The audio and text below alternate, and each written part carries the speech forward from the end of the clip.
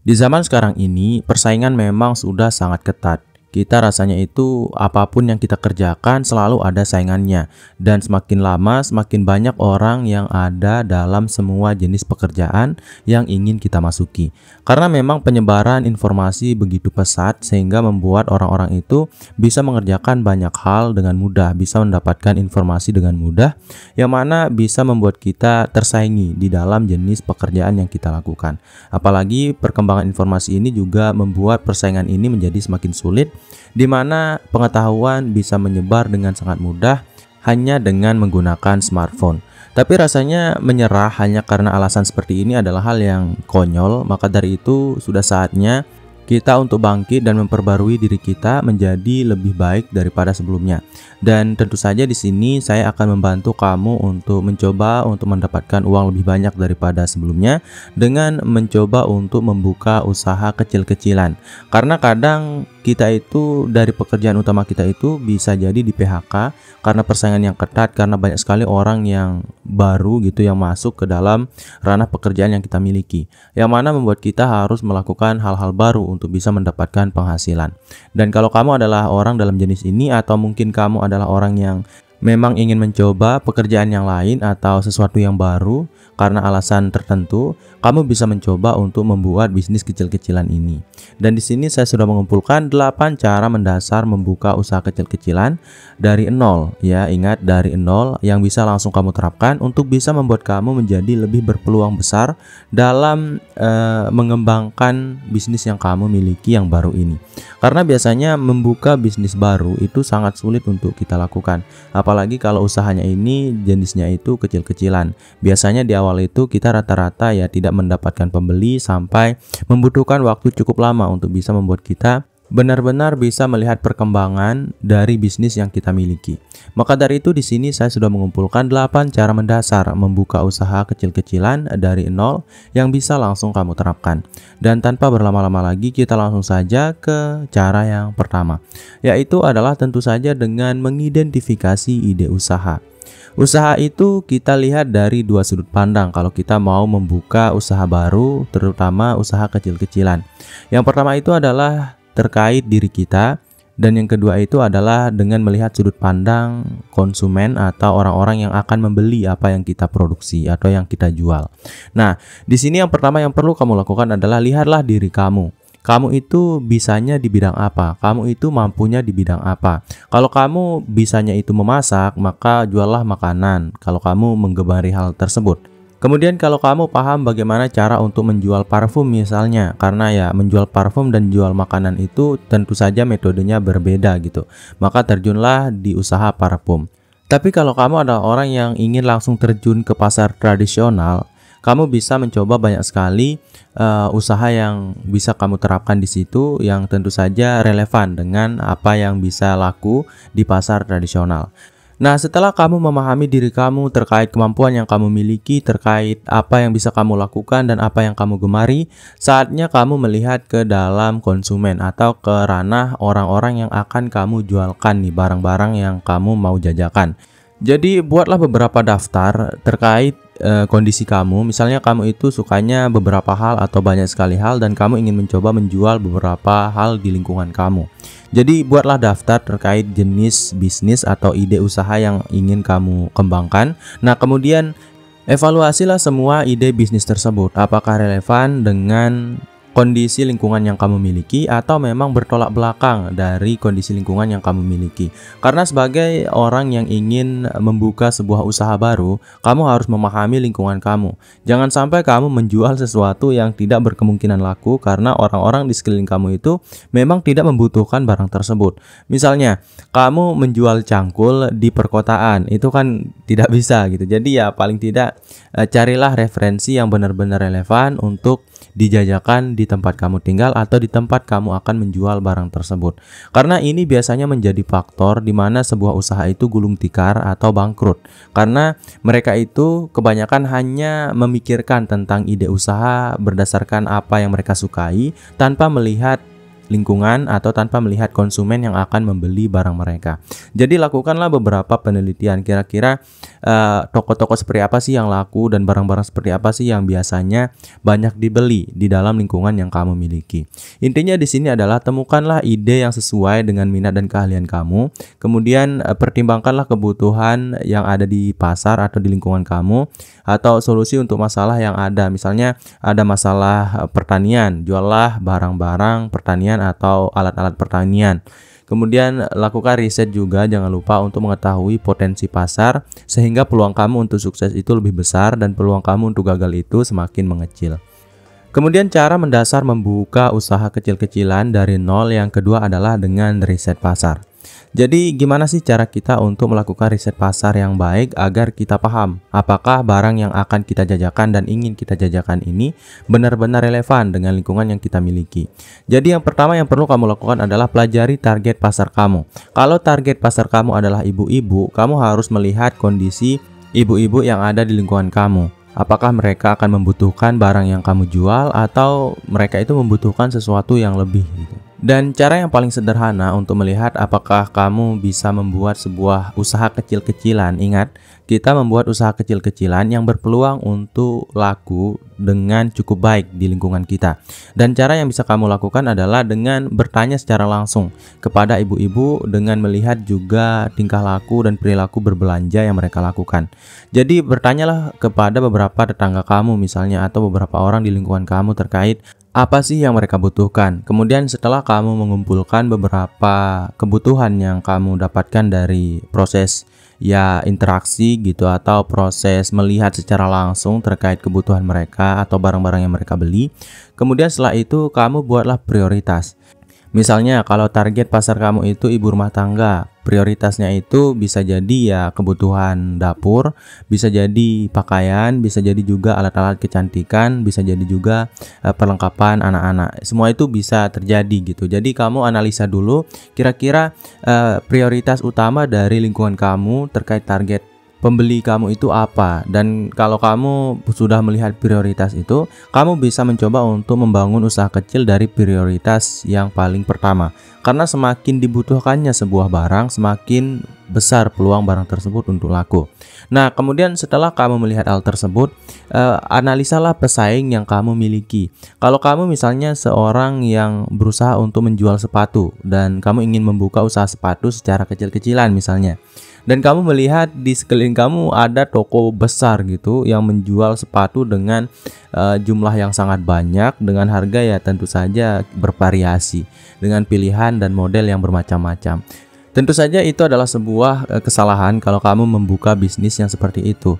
Jadi bukalah bisnis yang sekiranya dibutuhkan oleh banyak orang dengan target pasar yang kamu miliki, tapi persaingannya itu masih bisa kamu atasi. Persaingannya itu masih bisa kamu hadapi gitu. Jangan sampai kamu itu bersaing dengan orang-orang atau monster-monster yang sudah sangat besar bisnisnya dan kamu itu ya cetek gitu. Jadi ya usahakan untuk mencoba usaha yang masih masuk akal untuk kamu jalankan dalam lingkungan yang kamu miliki ini. Kemudian yang terakhir yang bisa kamu lakukan untuk riset pasar adalah dengan melihat tren industri. Jadi daripada hanya fokus pada kebutuhan orang lain secara umum, karena itu bisa jadi membuat kamu melihat banyak sekali persaingan yang muncul, kamu bisa mengakalinya dengan melihat tren.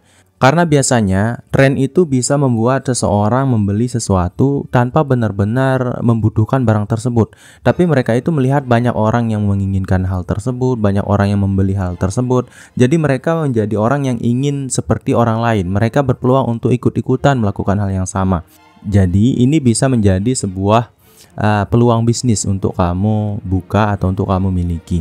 Tapi ingat, jangan sekali-kali sampai salah baca soal tren ini, karena kadang kita merasa bahwa oke, orang membutuhkan ini karena mereka lagi suka-sukanya dengan alat ini atau barang ini, jadi kita jual barang ini.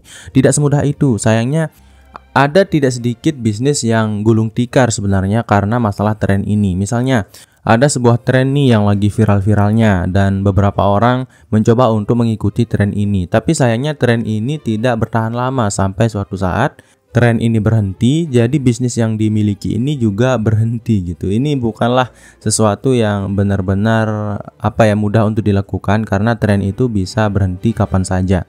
Dan kita selalu membutuhkan penghasilan secara rutin setiap harinya. Kalau kita hanya mengikuti impuls tren yang bisa berhenti, itu akan sangat berbahaya untuk keberlangsungan bisnis kita. Jadi intinya di sini buatlah riset pasar secara lebih mendalam daripada sebelumnya.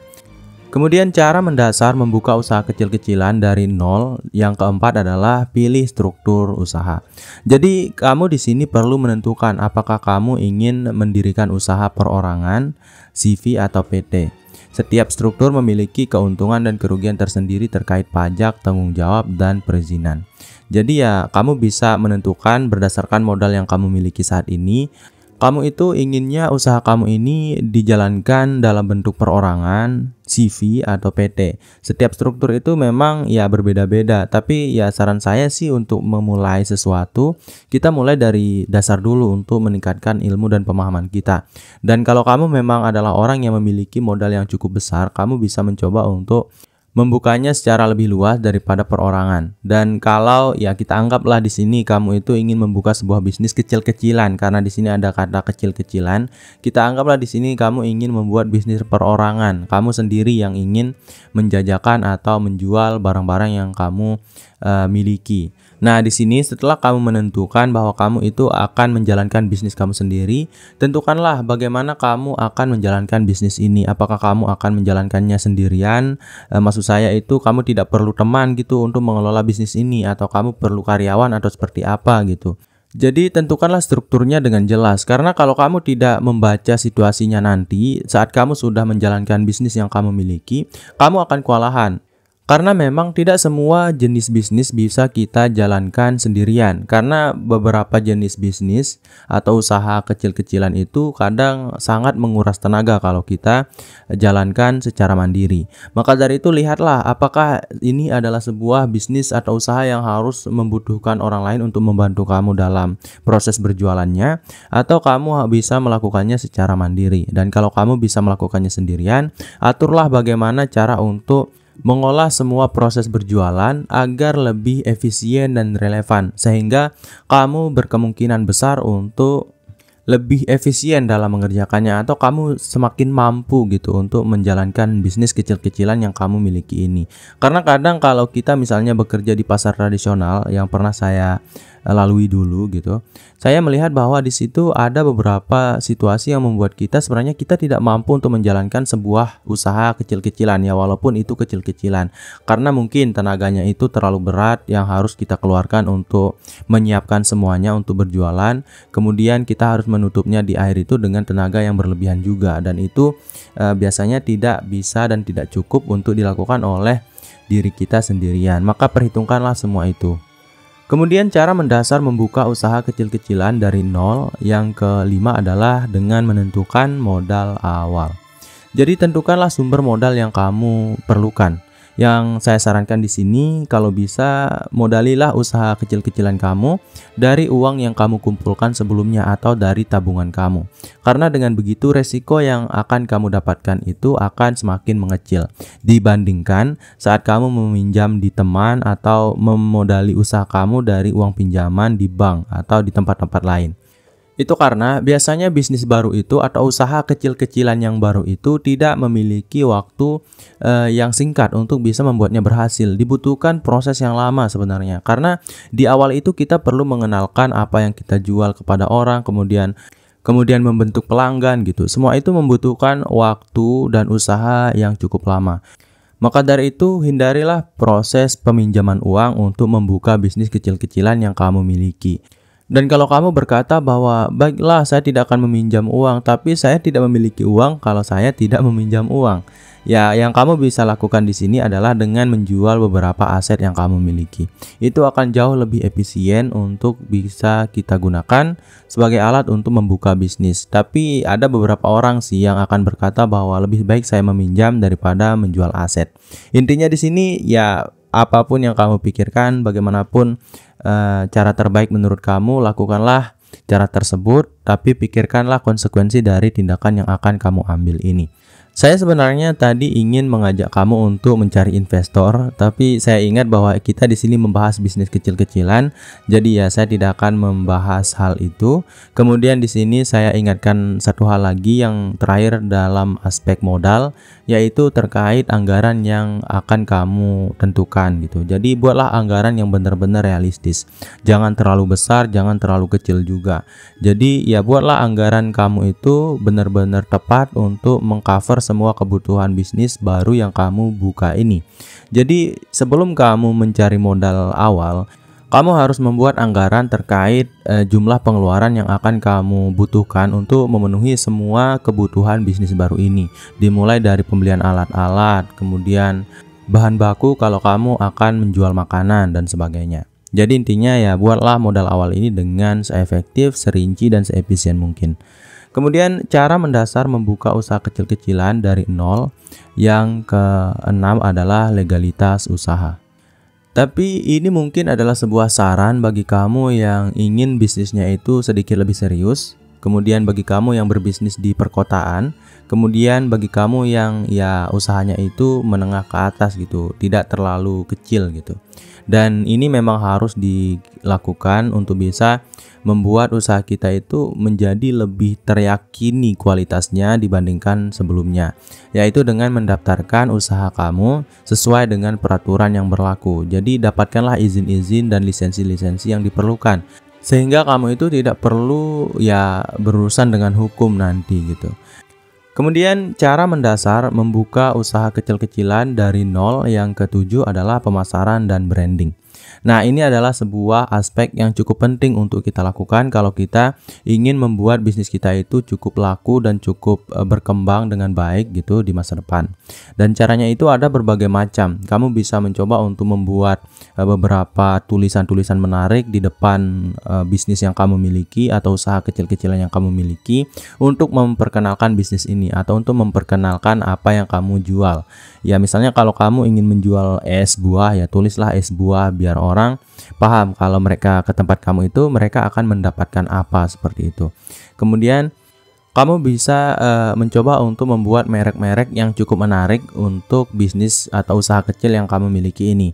Karena kalau kita membuat merek yang terkenal, kita bisa lebih mudah diingat, atau merek yang menarik maksud saya, kita bisa lebih mudah diingat. Dan kalau kita diingat oleh seseorang, misalnya taruhlah nama merek usaha kita itu adalah Program Diri.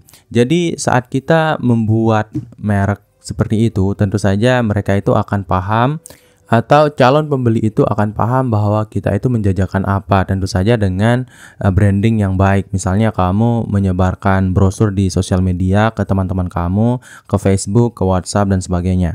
Tentu saja mereka itu akan ngeh gitu. Kalau mereka mendengar kata-kata atau nama dari brand kamu, mereka tahu, oh ini brand yang menjual ini. Seperti contohnya ya channel ini, kalau kamu mendengar terkait Program Diri, kalau kamu sudah menontonnya cukup sering, tentu saja kamu akan melabeli bahwa channel ini adalah channel tentang pengembangan diri dan juga finansial. Karena ya isi kontennya itu terus yang kamu konsumsi, kan begitu. Nah, di sini kemudian cara mendasar membuka usaha kecil-kecilan dari nol. Yang ke-8 atau yang terakhir adalah evaluasi dan adaptasi. Ini adalah sebuah langkah yang harus kamu lakukan kalau usaha kamu sudah berjalan. Misalnya sudah berjalan 1 minggu atau 1 bulan. Nah, dalam proses pembukaan usaha tersebut, saat usaha kamu sudah kamu buka dan berjalan selama 1 bulan misalnya, kamu pasti sudah mendapatkan cukup informasi untuk bisa menyimpulkan bisnis kamu ini apakah sudah berjalan dengan baik ataukah perlu diperbaiki gitu. Dan disinilah kamu perlu untuk mengevaluasi dan mencoba untuk beradaptasi dengan perubahan yang harus kamu lakukan. Jadi taruhlah kamu sudah membuka bisnis kamu selama 1 bulan dan kamu melihat ada sedikit masalah di situ, di mana pemasukan kamu itu tidak maksimal atau kamu masih kalah di modal gitu. Jadi harus ada sesuatu yang kamu ubah. Dan disinilah pentingnya mengevaluasi bisnis yang kamu miliki. Dan setelah kamu mengevaluasi semua kesalahan dan semua hal yang harus dibenah, kamu nanti pasti akan paham apa sih yang harus kita lakukan untuk bisa membuat bisnis baru ini menjadi lebih lancar gitu jalannya dan juga lebih laku daripada sebelumnya. Jadi intinya adalah teruslah evaluasi kinerja kamu. Kamu bisa mengevaluasinya selama 1 minggu sekali gitu, atau 1 bulan sekali nggak masalah. Tapi kalau baru ya mending 1 minggu sekali. Kemudian dapatkan umpan balik dari pelanggan. Misalnya kalau ada pelanggan yang datang, tanyakanlah kepuasan mereka terkait bisnis yang kamu miliki ini atau terkait barang dagangan yang kamu jajakan ini. Kalau mereka puas, berarti itu cukup baik dan harus ditingkatkan dalam ranah-ranah tertentu. Dan kalau mereka berkata bahwa ya ada yang kurang di sini, dengarkanlah itu dan kumpulkan sampai kamu mendapatkan sebuah konklusi atau kesimpulan bahwa kamu harus memperbaiki di aspek-aspek yang pelanggan kamu tidak sukai, dan itu bisa membuat kamu menjadi lebih berkembang daripada sebelumnya. Intinya fleksibilitas itu sangatlah penting untuk bisa bertahan dan berkembang dalam sebuah bisnis yang di zaman sekarang itu persaingannya itu sangat ketat sekali. Ada banyak sekali orang yang membuka usaha dengan jenis yang sama dengan kita. Jadi kita harus bisa menjadi orang yang lebih unggul dari mereka. Dan cara untuk bisa menjadi orang yang lebih unggul dalam sebuah bisnis itu ada 3 cara. Yang pertama, kita harus menjadi orang yang pertama dalam bisnis tersebut, dan itu ya sulit. Dalam lingkungan kita memang sulit karena persaingan. Kemudian kita harus menjadi yang terbaik. Ini juga sulit karena ya dalam bisnis ini kita masih baru. Kemudian yang ketiga atau yang terakhir adalah dengan menjadi berbeda. Dan inilah fungsi dari evaluasi, karena kalau kamu bisa mengevaluasi dengan rutin terkait perkembangan bisnis kamu, tentu saja kamu berpeluang lebih besar untuk bisa membuat bisnis yang unik, berbeda, dan berkualitas jika dibandingkan dengan orang lain yang ada di luar sana. Jadi ya saya harap bisnis kamu bisa berjalan dengan lebih baik gitu, dan saya di sini menyampaikan apa yang saya alami. Saya dulu pernah ya membuka bisnis kecil-kecilan selama waktu yang cukup lama sebenarnya, yaitu ya sekitaran 3 tahun, dan saya mencoba untuk mengumpulkan informasi dari pengalaman saya untuk saya bagikan ke kamu semua. Jadi mungkin itu dulu untuk video kali ini. Saya harap video ini bisa bermanfaat bagi kamu, saya, dan kita semua. Sekian dari program diri. Wassalam.